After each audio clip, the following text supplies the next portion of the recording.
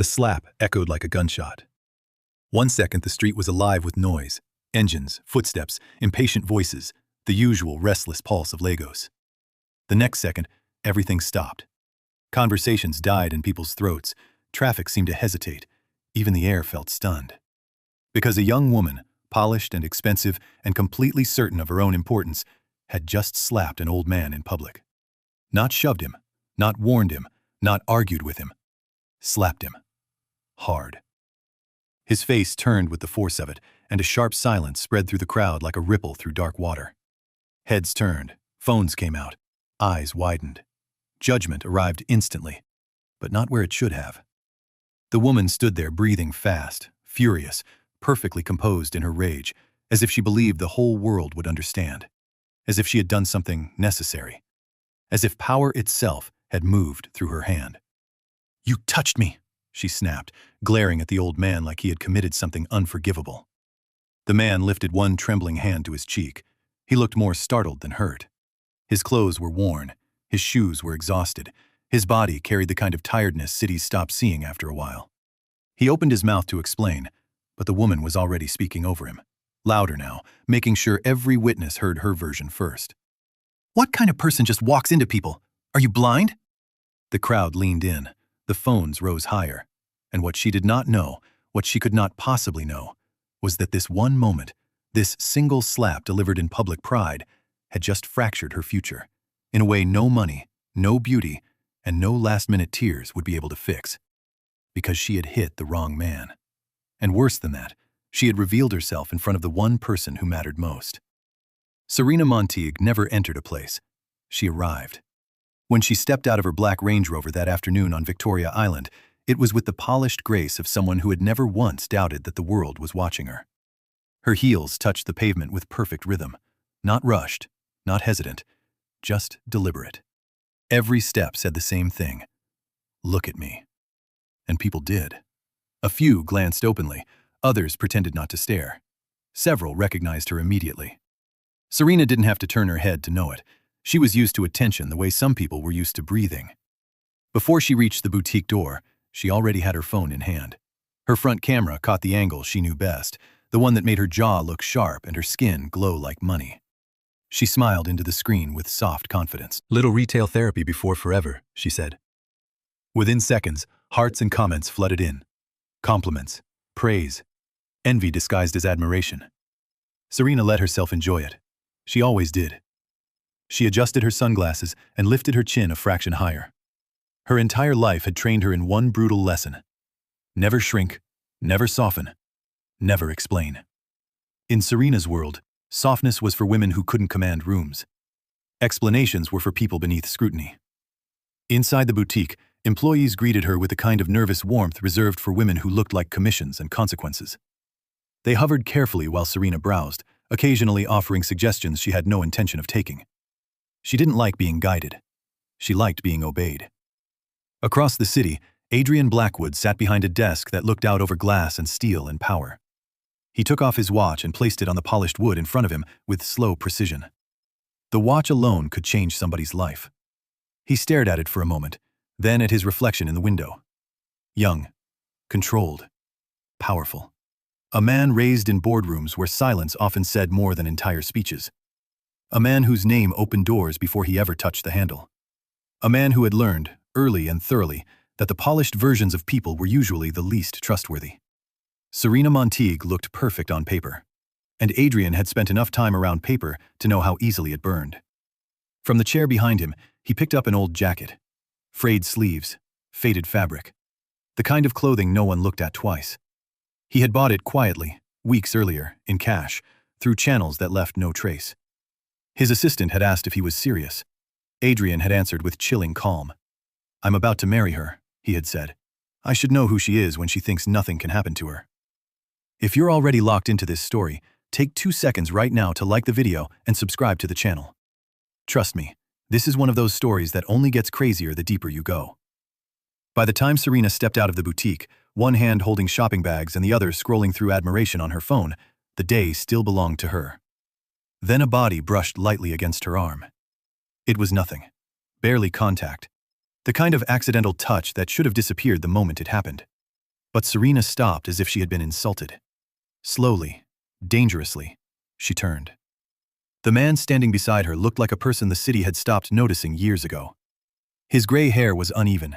His shirt hung loosely from narrow shoulders. His shoes looked like they had survived more disappointment than comfort.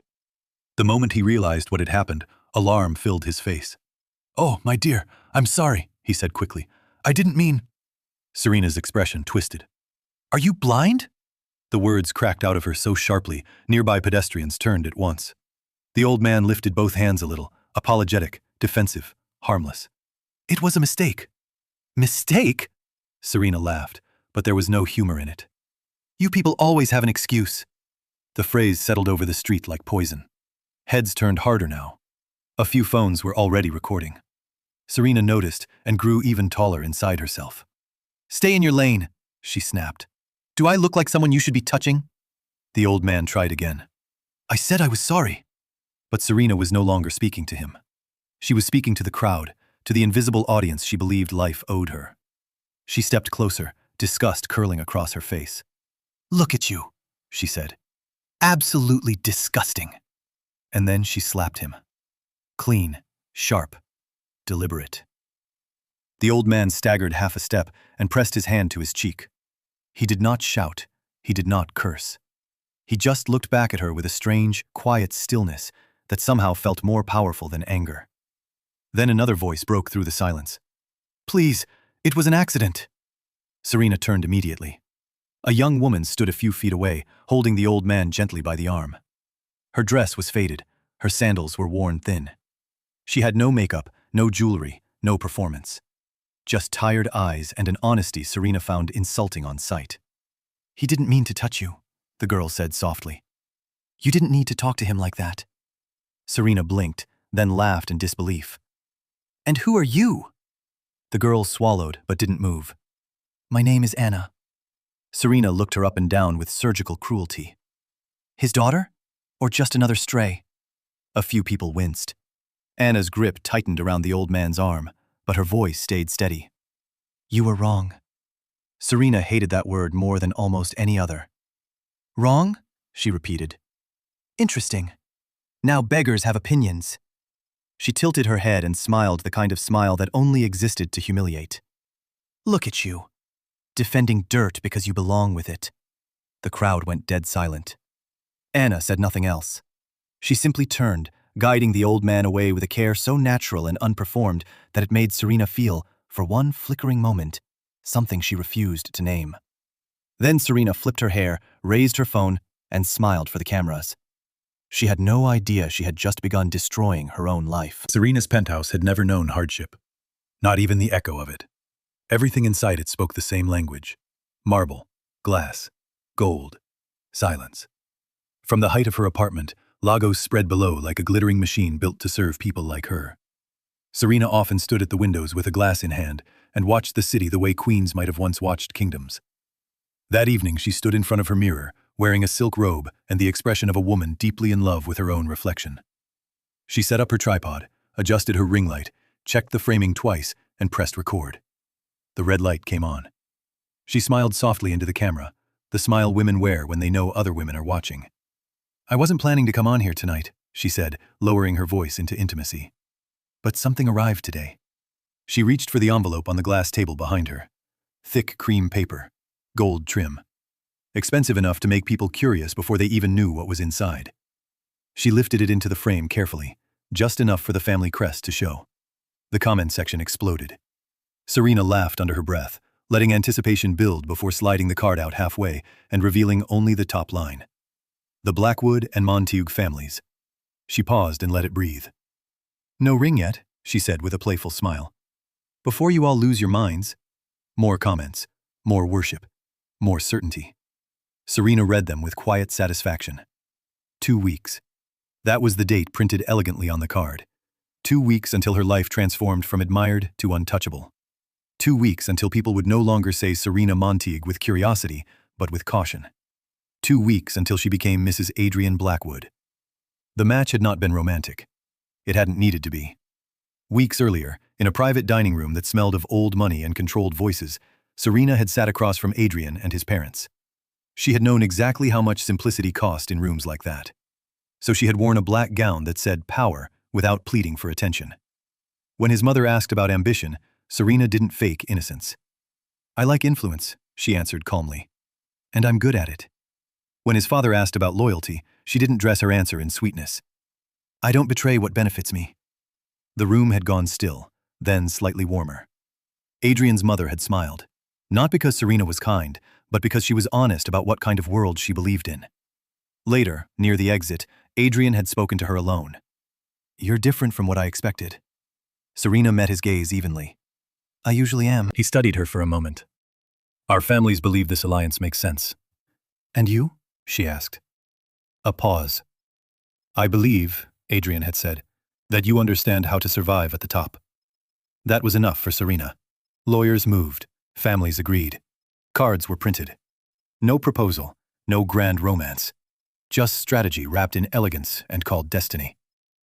Now, in her penthouse, Serena placed the invitation beside her perfume and diamond earrings, poured herself wine, and raised the glass toward the mirror. "To inevitability," she whispered. She did not know that the man whose name glittered on that card had already spent a night on a bare floor, listening to a poor woman speak about kindness as if it were a form of wealth no one could steal. That same night, Anna unlocked the door to her tiny room and stepped inside with the old man beside her. The room was small enough that nothing could hide its truth. A thin mattress on the floor, a plastic table, 2 chairs, a cracked mirror on the wall. The lingering smell of detergent, the scent of labor carried home in skin and fabric and tired breath. Anna gave a small, embarrassed smile. "This is it," she said. "It's not much." The old man looked around slowly, taking in the narrow room with a quiet that felt respectful rather than judgmental. "Thank you," he said. "I truly have nowhere else to go." Anna nodded, as if that sentence made perfect sense to her. She dropped her bag, slipped off her sandals, then noticed the scratches on his face under the dim bulb. Thin red lines from Serena's nails, angry marks against aging skin. Her expression changed immediately. "Sit down." He hesitated. "I don't want to be a burden." "You're bleeding," she said. "That's not negotiable." A few moments later, she returned with a bowl of water, some cotton, and a half-used bottle of antiseptic. She knelt in front of him with a tenderness so instinctive, it almost made him uncomfortable. Not because it was unwelcome, but because he had gone too long without anything like it. "This might sting," she warned.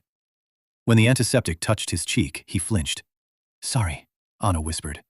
Her nails were sharp. She didn't say Serena's name with hatred, just fact. "You didn't deserve that," she added quietly. Something moved in him then. No one else had said it all day. As she cleaned the scratches, the room filled with small living sounds, distant generators, neighborhood voices, metal clanging somewhere outside, the ordinary soundtrack of survival. "You work late," he said after a moment. "I clean offices." "Important offices?" She gave a soft laugh. "Very important. The kind where people don't see me." "Where?" She shrugged. "Blackwood Group."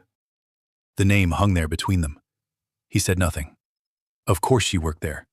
Of course fate had that kind of irony. When she finished, Anna stood and moved toward the stove. "I don't have much," she said, "but I can make rice." "You should save it." She shook her head without turning.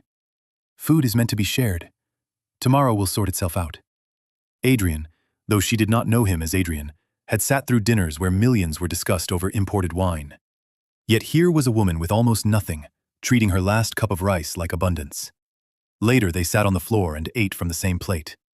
Anna told him pieces of her life the way tired people sometimes do when they are too exhausted to protect themselves with pride.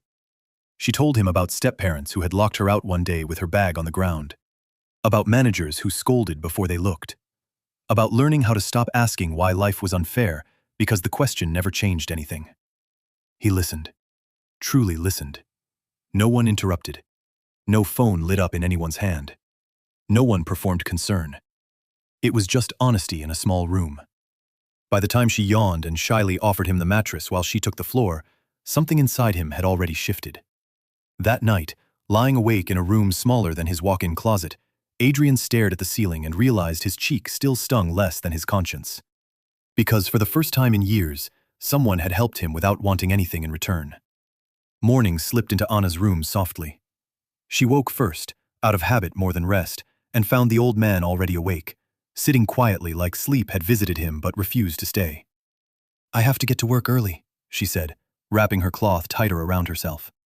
Then she looked at his clothes and frowned. "You can't keep wearing those." He glanced down.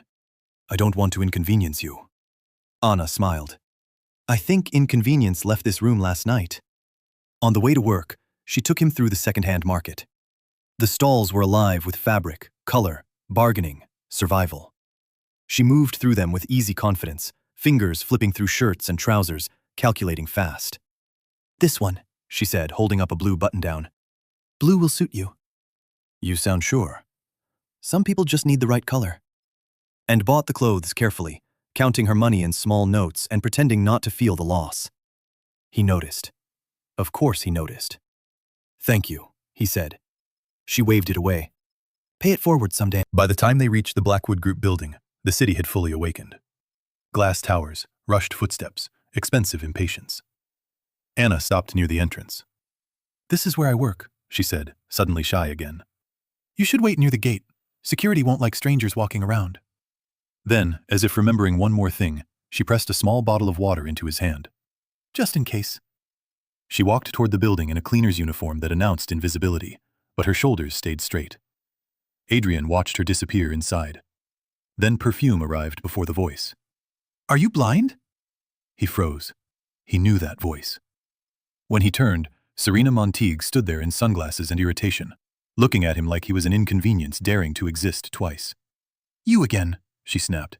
"What is this, a hobby now? Following me around?" People slowed. Security glanced over. Serena stepped closer, lowering her voice just enough to make the insult feel intimate. "This is a respectable company. Important people work here, not beggars." Then Anna's voice cut through the moment. "He's with me." Serena turned sharply. "You?" Anna stood still, nervous but steady. "Please, you don't have to do this." Serena laughed. "Oh, I absolutely do. People like you need reminders." She turned to a nearby security guard and demanded to know why the man was loitering. Anna quickly explained that he was waiting for her. Serena's smile hardened. "A cleaner making rules now? That's new." Something cold settled into Adrian's chest. This time, he stepped forward. "Enough." Just one word. Calm. Low. Final. Serena blinked. The guard straightened instinctively. Anna stared. "What did you say?" Serena asked. Adrian met her eyes fully. "I said enough." Something in his tone unsettled her, though she quickly tried to bury it under contempt.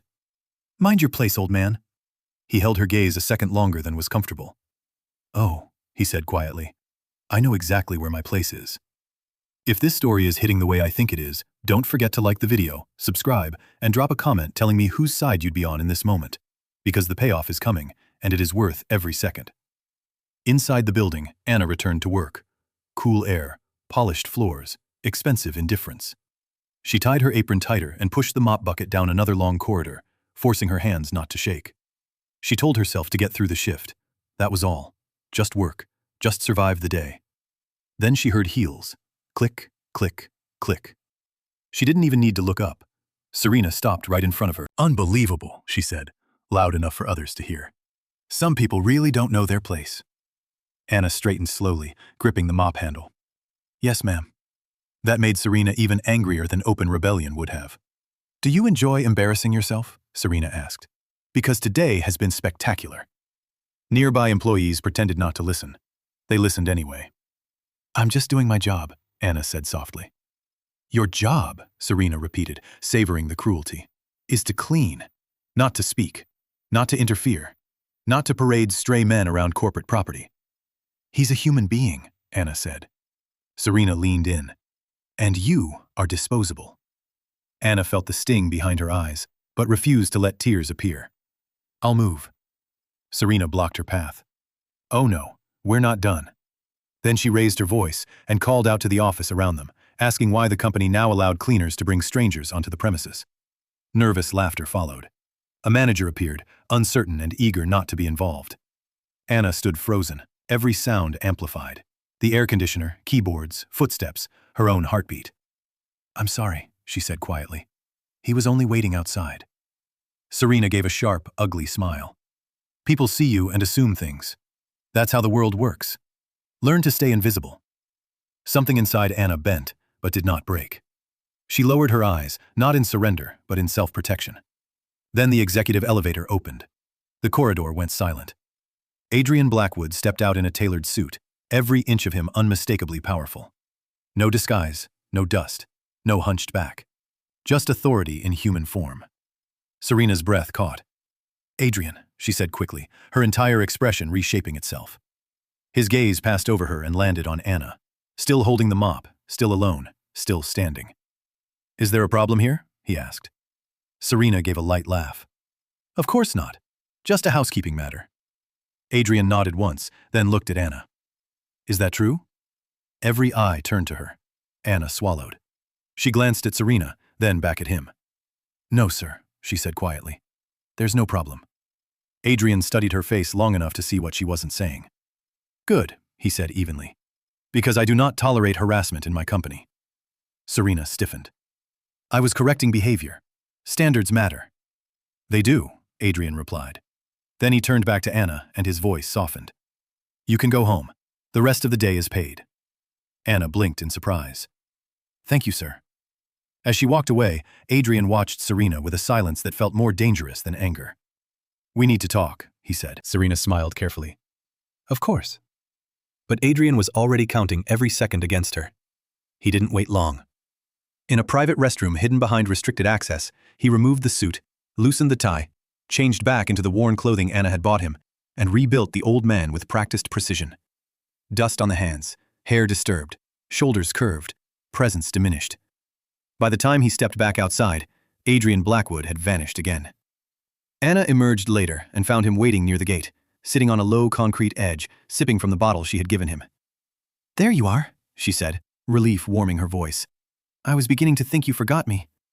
He looked up with something like fondness in his eyes. "I was beginning to think the same about you." She sat beside him without hesitation. For a moment, they just listened to the city breathe around them. Then Anna sighed. "You won't believe what happened inside." "Try me." She gave a tired little laugh and told him. About Serena continuing the humiliation, about the words disposable and invisible, about the CEO appearing and ending it with quiet authority. "I'd never seen him that close before," she admitted. "Adrian Blackwood." He made a thoughtful sound. "What was he like?" Anna smiled slightly, not noticing the irony. "Calm, powerful, fair." That word hit him harder than he expected. They walked to the market together afterward. She bought tomatoes, peppers, onions, rice, and 2 small pieces of fish after bargaining with the stubborn brilliance of someone who had learned how to stretch almost nothing into enough. "You're good at this," he said. "You learn when you have to." She handed him a bag. "Careful, that one has peppers." He smiled. "I trust you." And he meant far more than the sentence carried. By the time they reached her street, the sun was falling, and something unfamiliar had begun to settle inside Adrian's chest. Peace. Not victory, not conquest. Peace. Back in Anna's room, she tied her wrapper tighter and declared that they were cooking. Adrian stared at the ingredients like they were a challenge designed to expose him. "You cook all this?" he asked. She laughed. "What did you think? Food appears because I pray hard enough?" She handed him an onion and a small knife. "You're on cutting duty." He blinked. "Me?" "Yes, you. Unless your hands are decorative." The first cut humbled him instantly. His eyes burned. Anna looked over, then burst out laughing so hard she had to hold the table. "Oh no," she said. "Don't tell me a whole Lagos elder is losing to onions." "I'm not losing," he said, blinking rapidly. "They're aggressive." By the time he finished, his eyes were red, his dignity injured, and Anna had laughed more than she had all week. Later, the room filled with the deep, rich smell of jollof rice done properly. Smoky, spiced, patient, impossible to ignore. When she served him and he took the first bite, he froze, then took another, then another. "This," he said slowly, "should be illegal." Anna frowned in amusement. "What?" "This is better than—" He stopped himself just in time. "Better than anything I've had in a long time." She laughed and shook her head. He kept going, mouth full of sincere admiration. "The pepper is firm but respectful. The rice knows exactly what it's doing. This food has confidence. Anna laughed until she had to cover her face. You talk too much. I'm traumatized, he said, in a good way. For a few precious moments, the room held nothing but warmth, food, and ease. Then Anna asked the question carelessly. So, your children? The air changed. Adrian nearly choked on his own heartbeat. My children? She looked at him with innocent curiosity. How many? His mind grabbed the first answer it could find. 2. Too fast. Boys or girls? Both, he said immediately. Balance is important. Anna smiled, accepting it without suspicion. How old? He hesitated just a fraction too long. Old enough, young enough to disappoint me. She laughed. That sounds honest. Then, more quietly, do you miss them? This time, his answer came from somewhere real. Yes, he said. More than they know. Anna softened. They're lucky to have a father who thinks about them. He looked down for a moment, unable to explain why that sentence hurt. That night, staring at the ceiling again, Adrian found himself thinking not about business or legacy or the engagement waiting ahead, but about onions, laughter, and a woman who fed people like it was the most natural form of love in the world. Serena, meanwhile, received a message from Adrian. Dinner tonight. We need to talk about the engagement plans. Relief rushed through her instantly. Whatever strange tension had surfaced at the office, this message meant the one thing that mattered. She was still chosen. She selected an ivory dress designed to whisper wealth instead of shouting it. The neckline was modest, the makeup softer than usual. Tonight required the performance of grace. At the restaurant, Adrian stood when she arrived, then sat with a politeness so controlled it gave away nothing. Serena leaned into warmth immediately. I've been thinking about you all day. I've been observant, Adrian said. Her smile barely flickered. People can be exhausting, she replied, especially when they don't understand boundaries. Adrian lifted his glass slowly. Boundaries matter, he said. So does restraint. Serena nodded, trying to steer the mood. I want us to begin this marriage with peace. No misunderstandings. No distractions. Distractions, he repeated. You know, unnecessary drama. People projecting their issues onto us. He cut into his meal with calm precision. Like what happened at the office? A tiny freeze, then recovery. That was unfortunate, Serena said. I may have overreacted. You humiliated an employee. She embarrassed the company. By bringing a stranger? By forgetting standards. A human being, Adrian corrected. Serena set down her cutlery, softness thinning at the edges. Adrian, you know the world we live in. Appearances matter. If we don't draw lines, people cross them. I refuse to be dragged down by people who don't know their place. There it was, the mask slipping just enough to show him everything he needed. Adrian looked at her for a long moment, then gave a small, unreadable smile. I appreciate your honesty, he said. Relief washed over her. She reached across the table. We're a team. He allowed her hand to touch his. He did not pull away. He did not return the gesture. In 2 weeks, he said, everything changes. Serena smiled brightly. I can't wait. Neither could he. The next day, Serena went live again, radiant and reckless in her certainty. She greeted her followers with kisses, teasing energy, and the kind of confidence that made people mistake arrogance for destiny. She told them she was flying to Dubai for last-minute shopping. She hinted at an engagement gown. She said some things were not rushed. They were earned. She smiled when people praised her and sharpened when they mentioned haters. Let them watch, she said silkily. Watching is free. She ended the live glowing with self-congratulation. She had no idea it was one of the last times the public would look at her with admiration instead of fascination. Because while Serena planned dresses and applause, Adrian planned revelation. And Anna, far from all that luxury, sat on the edge of her mattress the next morning, staring at her door. He hadn't come back. No awkward knock, no gentle smile, no explanation. The old man had simply disappeared. She tried to tell herself it was fine, that kindness did not create ownership, that she had helped a stranger and strangers left. Still, her chest felt strangely tight. Across the city, Preparations unfolded for what the elite believed would be one of the season's most powerful unions. White canopies rose over manicured lawns. Crystal chairs gleamed in disciplined rows. Gold accents flashed in the sun. Guests arrived in tailored silk, imported perfume, and conversations about stocks, politics, and status. Then Serena arrived. Her gown was breathtaking. Cream silk, hand-sewn crystals. A silhouette designed to command attention and punish comparison. The moment she stepped out of the car, cameras lifted and whispers spread. She smiled because, of course they did. Her parents glowed with pride. Her phone was already in her hand. She went live immediately. "My people," she whispered excitedly, angling herself against the perfect backdrop. "Guess who just arrived?" Comments raced up the screen. Private jet. Billionaire behavior. Future Mrs. Blackwood. Serena laughed, delighted, feeding the hysteria. "My fiancé just landed with a private jet," she said. "If your man isn't arriving like this, don't stress yourself." Then movement near the entrance caught her eye. Not from the jet, from the gate. Her smile vanished. Because walking into the venue slowly, wearing the same worn clothes and carrying the same calm silence, was the old man. The contrast was obscene. Crystal against dust, silk against struggle. Gasps moved through the crowd. Who invited him? Is he lost? This is embarrassing. Serena ended the live midstream and stormed forward. "What is wrong with you?" she snapped, grabbing his arm. "Are you following me now?" Her mother called her name, confused. Serena didn't care. "This is a private event.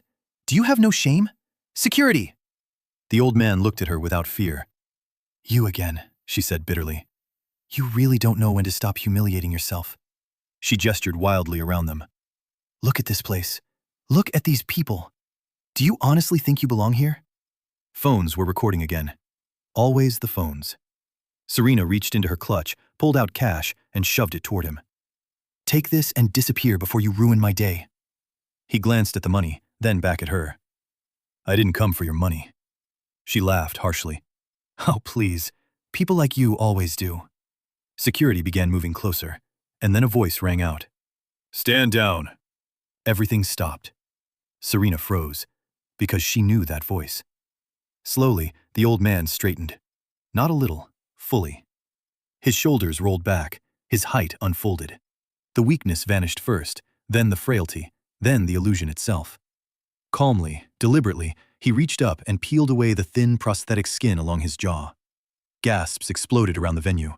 He removed the gray hair, the false age, the manufactured ruin. And there, standing where the old man had stood, was Adrian Blackwood. Tall, composed, devastatingly controlled. The billionaire, the groom, the man Serena had been waiting for, the man she had slapped. The money fell from her hand to the ground. "No," she whispered. Her face lost all color. "This is not happening." Adrian said nothing at first. He simply looked at her, and somehow that was worse than any shouting could have been. Around them, the guests stood frozen between horror and fascination. Serena's parents looked as if the earth had tilted under their feet. Security stopped mid-step. Phones stayed raised, trembling slightly in the hands that held them. Serena forced a laugh, but it came out broken. "Adrian, this isn't funny." Still, he did not rescue her with softness. He let the silence expose her. He let every person there remember the street video, the office cruelty, the careless contempt, the public hunger to humiliate anyone she believed was beneath her. He let her stand inside the truth she had built with her own mouth and both hands. Then, finally, he spoke. "I wanted to know who you were," he said, his voice calm enough to make people listen harder. "Not who your family presented, not who social media celebrated, not who money polished for public view. I wanted to know who you were when you believed there would be no consequences." Serena shook her head quickly, tears rising now from panic rather than regret. "Adrian, listen to me." "No," he said quietly. "You listen." And for the first time in a very long time, Serena Monteague did. "I brushed against you by accident. You called me filthy. You slapped me in public. When Anna defended me, you humiliated her too. Then you mocked her again at my company. Not because she harmed you, not because she threatened you, but because you could." The crowd was utterly silent. "You did not reveal strength," Adrian continued. "You revealed character. And character does not disappear when the lights change. It only becomes easier to see. Serena's mother took a step forward, horrified. Her father couldn't seem to move at all. Serena tried again, voice trembling now. I didn't know it was you. Adrian's gaze sharpened. That is exactly the point. Those words hit harder than any slap ever could have been. Because hidden inside them was the truth nobody in Serena's world ever wanted spoken aloud. If kindness only existed for powerful people, it was not kindness at all. It was strategy. It was fear. It was performance. Serena's breathing turned shallow. Her eyes darted to the guests, to the cameras, to the parents, to the people who only moments earlier had come to witness the rise of her status and were now watching its public collapse. Please, she whispered. Adrian, let's talk privately. He looked at her for one long second. No. The answer landed like a door being sealed shut forever. This engagement is over. A collective gasp moved through the gathering. Serena's knees almost gave way. One of her friends moved as if to catch her, then stopped, unsure whether touching her now would make things worse. Adrian continued with the same measured steadiness. I will not build a life with someone who believes dignity is something only the rich deserve. Serena finally cried then, but even her tears arrived too late to matter. I can change. Adrian said nothing. Maybe she could. Maybe she couldn't. But the tragedy for Serena was that real change usually begins long before public humiliation forces it into the open. By the time a person is exposed this completely, the damage has already been done. Then, Adrian turned his head slightly and looked beyond the crowd, because another figure had appeared at the edge of the venue. Anna. She stood there in her plain uniform, still holding herself like someone ready to leave the moment she realized she didn't belong. Confused, hesitant, overwhelmed by a place she had never imagined entering.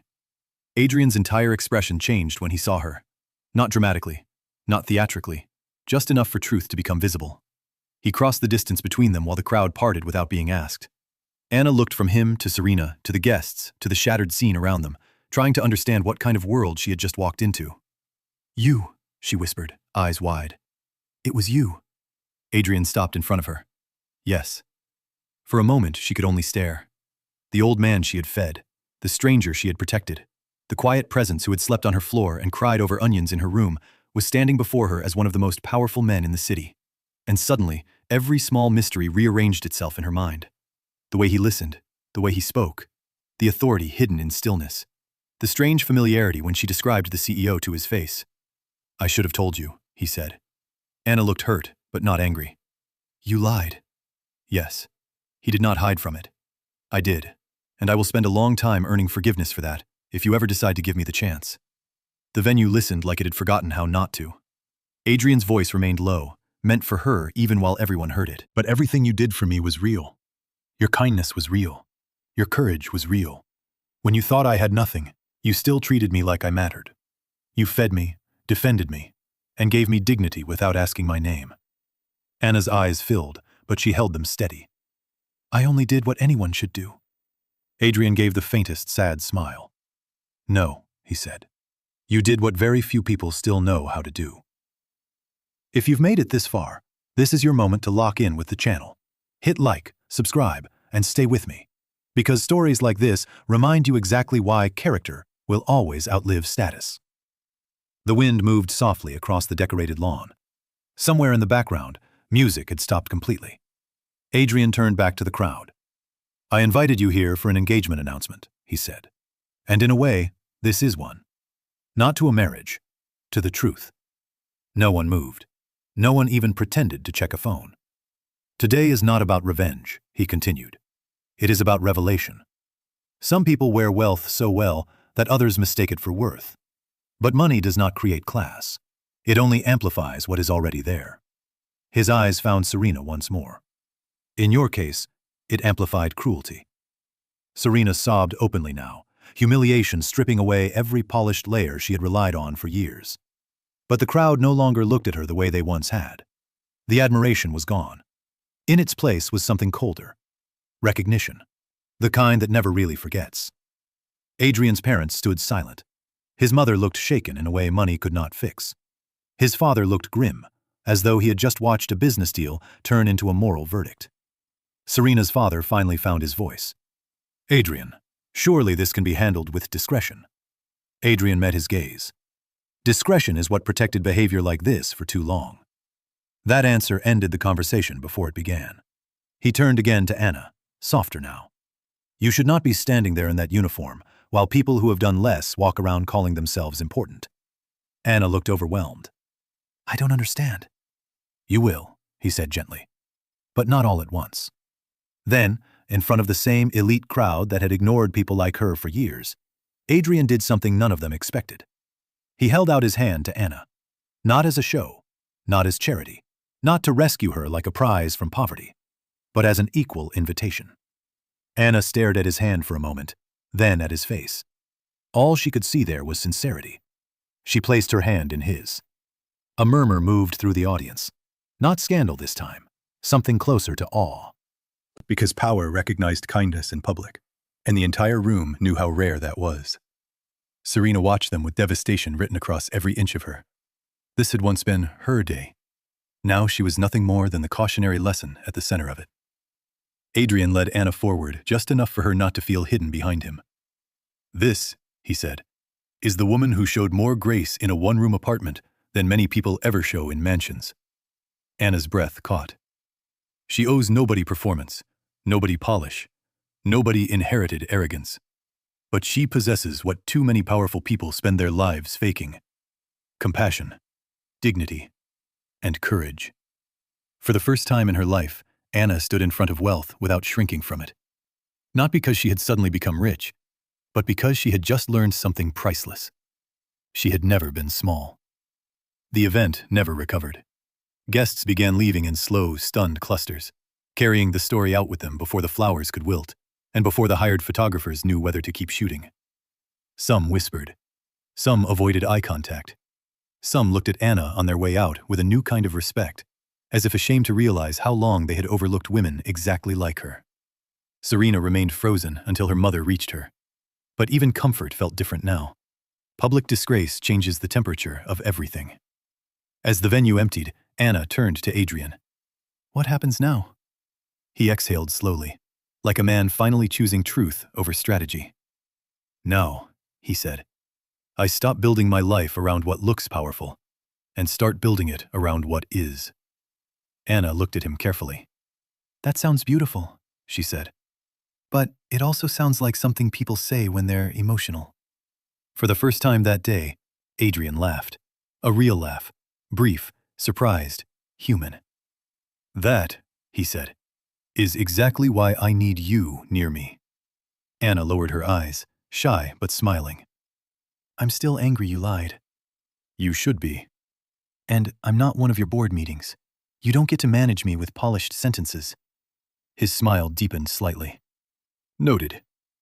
And if you think one dramatic speech cancels all the confusion you caused me, it doesn't. I know. She studied him a moment longer, then nodded once. Good. He looked relieved just to have not been dismissed entirely. They walked away from the ruined event together. Not like a billionaire and a cleaner. Not like a rescuer and the rescued. But like two people standing at the beginning of something neither of them had expected. Behind them, shattered plans glittered under expensive lighting. Ahead of them, the road was uncertain. But it was honest. And that already made it worth more than everything Serena had lost. Because in the end, the woman who lived above the city had mistaken admiration for security. She believed status could cover character, that beauty could excuse cruelty, and that power only needed to look good in public. But the city had watched. The crowd had watched. And when the test came, it was not Serena's wealth that defined her. It was the way she treated someone she believed could do nothing to her. Anna, on the other hand, had offered dignity from a place where dignity was rarely returned.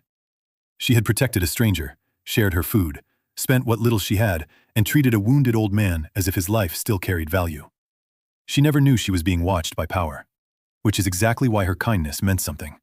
And Adrian Blackwood, a man who had spent years surrounded by polished ambition, finally found the one thing money had never been able to buy him. Truth.